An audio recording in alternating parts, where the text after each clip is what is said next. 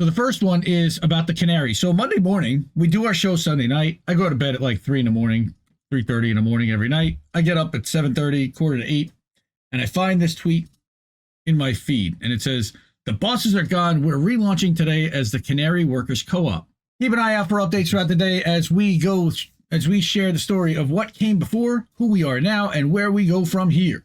Get the full story at coop.thecanary.co.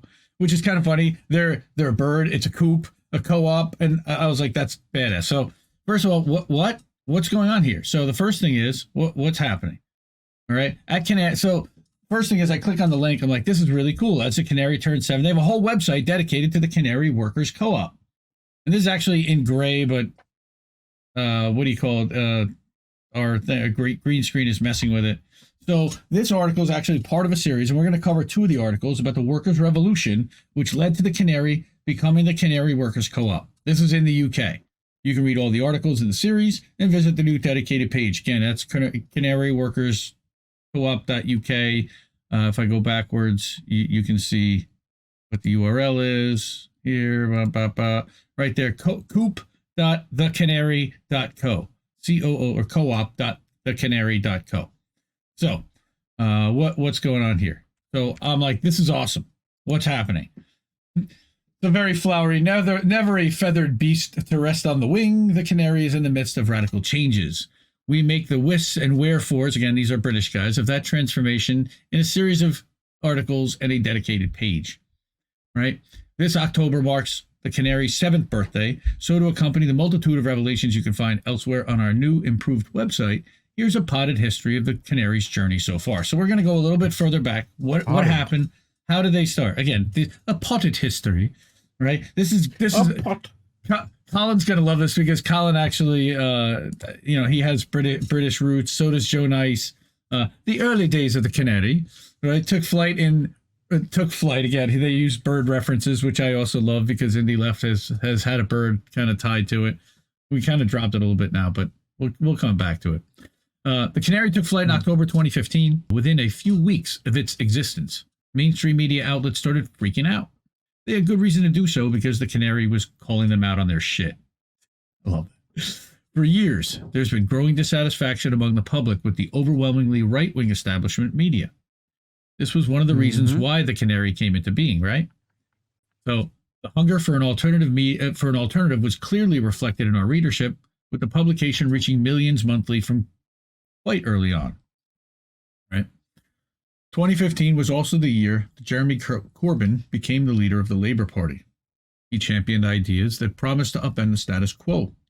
Naturally, the establishment's media, not a typo, instinctively tried to sabotage him at every turn. We know all about this. So, as part of a growing independent media landscape at the time, the Canary dedicated a significant amount of time in our early years to giving people some idea of what their electoral choices actually were, including making sure people knew which parties were electoral cheats. The upshot of the UK's electoral choices became very clear with the arrival of coronavirus. The government dragged its heels on reacting to the emergency. As one of our staffers astutely pointed out, the government's early response echoed a proclamation by a character from Shrek who said, "Some of you may die, but it's a sacrifice I'm willing to make." I believe that was Lord Fauntleroy. Farquaad. Farquaad, that's right, not Fauntleroy. No, that's JB. So, sorry, JB, love you, bro. We'll get his lordship eventually. Right. The Canary called this appalling leadership out from the start and continues to do so. Right. Many stories, one foundation. So 7 years is a short amount of time in the grand scheme of things, but looking back at the breadth of the Canary's coverage, its 7 short years feel like a lifetime.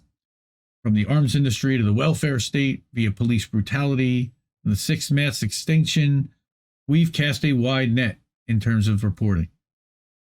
What's behind all our reporting choices, however, is a revulsion of injustice and a compulsion to stand with those facing with it. What? Yeah. The Canary has also attempted to confront the injustice within the media landscape itself. It's a closed shop industry that generally greets people who don't have a private education with a sign that reads, "Your name's not double-barreled, so you can't come in." But through our Amplify project, we provided free training, mentoring, and paid publication to magnify marginalized people's voices. This is a fantastic publication. I mean, and they have a U.S. division as well, the Canary. I don't believe they're co-op. So, talking about changing with the times, we live under the boot of a system that cannot exist without injustice. So, as an entity that rails against injustice, the Canary has faced challenges. This has impacted how we operate as an organization throughout the years. What do you mean?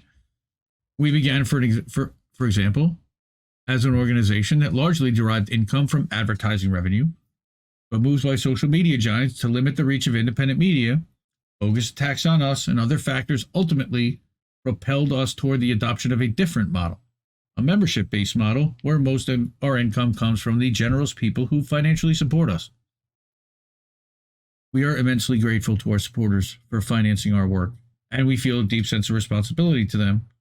That is, in no small part, why we have spent a considerable amount of time this year looking inwards rather than outwards. I love this. As we explained in detail elsewhere, we uncovered a ton of unequal practices that are the antithesis of what we stand for.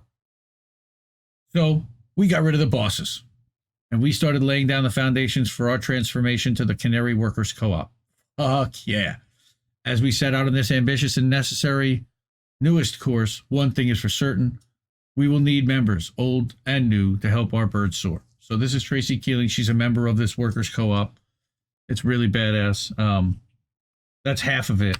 I want to flip, and I want to go to the tweet that I saw in the morning, a series, because inside Twitter, there is...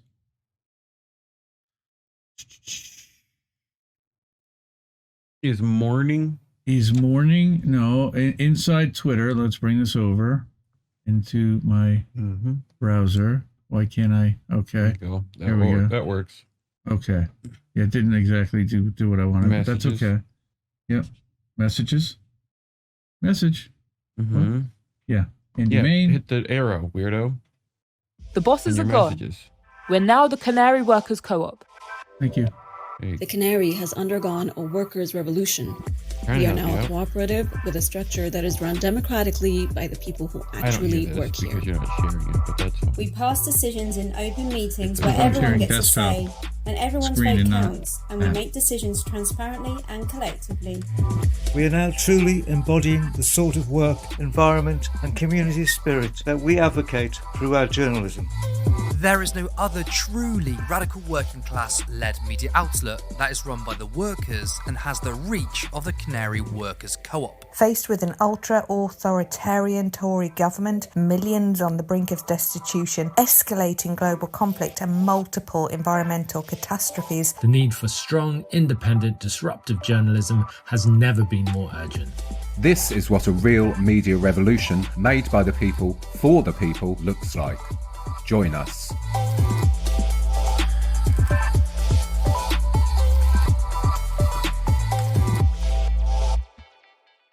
Badass, right? So I'm like, this is so cool. So I sent this over to Colin. I'm like, you got to see this. And so I read that part of it. Now we got to get to the other half, which is written by one of the guys. And here it is. For the first time ever, the Canary is under workers' control. So Yeah. I think we like this photograph to begin with. Okay. Yeah. So this week we are relaunching the Canary as a worker-owned co-op. Again, this means that all decisions will be made by the workers from now on. There will be no bosses and everyone will get paid the same for a day's work. We aim to be an example of radical democracy in action. Wow. Okay. So the Canary has adopted a sociocracy structure. And there's a whole link to this website, sociocracyforall.org. And I just screen capped a small portion of it, but there's an entire website dedicated to this. But what is sociocracy? It combines consent decision-making, a decentralized system of authority, and intentional processes to improve our decisions and processes over time into a governance system that supports an effective and efficient process while increasing connection, listening, and co-creation among members. It's used in businesses, communities, nonprofits, cooperatives, grassroots groups, and in education. And the whole idea is decentralization, everybody gets a say, and a truly democratic workplace. So this sounds good, right? So it should have been like this from the beginning. So, of course, this is the way it should have been from the beginning. It's shocking that a media organization set up to do courageous campaigning journalism on the side of the oppressed was set up with a rigid hierarchy and inequality pay and conditions between workers and bosses. So we're releasing several articles and statements explaining the extent of the Canary leadership's oppressive, unequal, and entitled behavior. You might ask, why did we stay on? Well, the reason why we're here is because we all believe in the need for radical media that isn't afraid to speak truth to power, amplify voices of the oppressed, and envision a world beyond capitalism and the state. However, radical media needs to be a microcosm of the world in which we want to live. It needs to be worker-run and truly democratic. Colin's like probably nodding his head going, yes! Embodying the change we want to see. Over the last 6 months, we've been organizing hard for control of our workplace. It wasn't easy to achieve. In fact, it's taken a workers' revolution. But now we can honestly say that we are striving to embody the change we want to see. If we want to see revolutionary change in society, we first need to take back control of our lives, our livelihoods, and our workplaces to create an infrastructure that can be a resource for movements struggling for change. We hope the Canary can play an important role in providing a platform for a radical politics that seeks to transform society in a holistic way, not just to elect a social democratic leader while leaving the rotten state system in place. Here's how the way we work is going to mirror our vision for change. And I think you saw some of this in the video. Okay, they've registered a new organization, the Canary Workers Co-Op, and filed articles of association outlining their structure, which again is that it's been set up to create a cooperative media platform which will be run by its members in a radically democratic way. That means that all of our decisions will be made by the workers themselves. UK law requires us to have directors, but our directors don't have any more say in decision making than the rest of us. Because we're registered as a cooperative within UK law, our primary rules need to be written in a certain way and meet certain criteria. However, we want the way we operate in practice to mirror a deeper radicalism and militancy. As such, the way that the Canary operates as a co-op and a sociocracy will be an unfolding process, defined by the decisions we make day to day as a collective. We'll work hard to ensure that what we create is an empowering expression of our collective vision. The decisions we make, and which actually govern the way we work together, will form our secondary rules. So this is really interesting. Like, people always ask, like, you hear the word co-op, but what exactly do you do, like, when you're building a co-op? So with Cooperative Principles, it's guided by the Cooperative Principles, which means that, number one, we are owned and controlled by and for our members. Everyone who works at the Canary is a member of the co-op. Number two, we're democratic, and all of our members have an equal say in how we're run and how we spend our money, most important. Number three, we're committed to providing education and training to our members. We believe in helping our members develop for the good of the co-op and for the good of the movements for change that we are part of. And we'll work with other co-ops and with wider communities to achieve our aims. I love this. So, under the old regime, the Canary's bosses got paid significantly more than the workers. In fact, the difference was a lot more than we were led to believe. When we began to take control, this was one of the very first things that we changed. Now, everybody from writers to editors, copy editors, designers, and video journalists gets exactly the same hourly rate, which is currently set at £12 an hour, a rate that we dearly hope we can increase in the future. 12 quid. Decisions were previously made at the Canary in a deeply hierarchical manner. Important choices about finances and strategy were made between a few bosses, and decisions about our content and direction were passed down from the leadership team in a unilateral manner, with only the occasional half-hearted nod to any collective process. This has already begun to change. Since we wrested control from the bosses, we've made decisions collectively through discussions and general meetings. Problems are solved through discussion and agreement, not by majority rule. We know that we've only just embarked on the path towards creating a radically democratic decision-making process. We're the first to admit that we have a long way to go on that journey, but we've already established that decisions are taken by everyone and that everyone's voice should be included. So again, here, let's talk a little bit more about sociocracy. So over the last 6 months, again, we've been discussing how can we implement a sociocracy system. And as of today, this is the system that we're going to use to run our organization. Again, this is a reminder of what this is and that it's used far and wide. What it means is that a lot of the decision-making power in the Canary will be devolved into working groups known as circles, which have a remit to decide certain things. Each circle has a delegate tasked with communicating with the rest of the organization. Again, it's not a top-down structure. Each one is a collective that, because of their expertise and because they volunteered and because they joined a circle, they are now part of that decision-making circle. This kind of decentralized structure is nothing new in anti-authoritarian organizing. Things like it have been used by militant and revolutionary movements for many generations. But the clear structure set out by Sociocracy for All is really useful for our purposes. Creating decentralized power within the Canary means we can take into account everyone's views and work toward a shared aim without the potentially cumbersome process of making every decision as a group of 15 workers. So within our sociocracy structure, let's say that 5 times fast, all major decisions will be made by consent. If a decision does not gain consent, then it won't go ahead. Instead, we'll try to understand each other's objections and work out a new proposal. So we understand that this process is unlikely to be a smooth one, and that there's going to be a real need to work out how to make sure we listen to everyone and take into account everyone's needs during times of disagreement.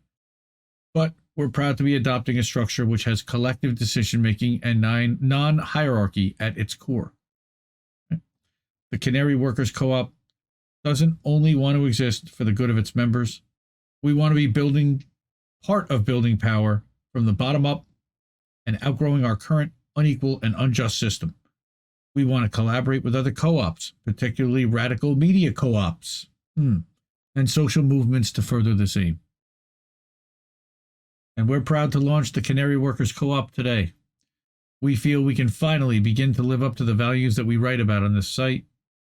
We hope we can be the start of a new journey and that our co-op can be a vital part of the radical media ecology in the UK, and hopefully worldwide. We intend to amplify the voices of the oppressed and be a platform that demands and enables change. That's a badass article, man. Written by Tom Anderson. Mm-hmm. That is badass. What do you think of all that? I like to see how it goes for them. You know, I think having a co-op is good. I don't necessarily know their level of journalism as much as probably you do. They're pretty good. I would say that they're one of the better outlets. Again, they've been featured in indie left news, not recently, for a while, maybe because of the structure that they had and the content they were choosing to amplify to go towards. I'm not really sure. I also don't focus as much on UK stuff. And I don't even know how or why this specifically showed up. Maybe it's because it was a worker co-op. I do follow the Canary UK. I know Mohammed El Mazi at one point was working there. I don't know if he's still over there or what the story is. I did not read all of the articles. I did not go through all of these.